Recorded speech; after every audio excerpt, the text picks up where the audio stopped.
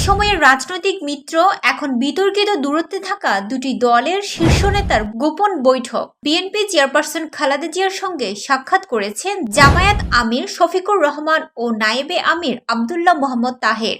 স্থান তারেক রহমানের বাসভবন লন্ডনে। সাক্ষাৎকালীন উপস্থিত ছিলেন ৩ নম্বর মুখ তারেক রহমান নিজে। সৌজন্য নাকি বন্ধ দরজায় আড়ালে তৈরি হচ্ছে নতুন কোনো রাজনৈতিক সমীকরণ?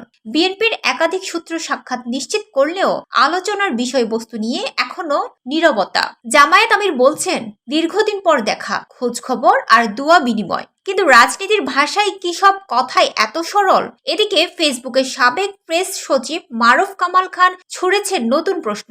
এই সাক্ষাৎ নিছক সৌজন্য নাকি বড় ধরনের কিছুর পূর্বাভাস? এর আগে খালেদা জিয়ার বাসায় গিয়েছিলেন সেনাপ্রধান ওয়াকারুজ্জামানও। সেই সাক্ষাৎ নিয়েও ছিল নীরবতা। সামনে কি অপেক্ষা করছে?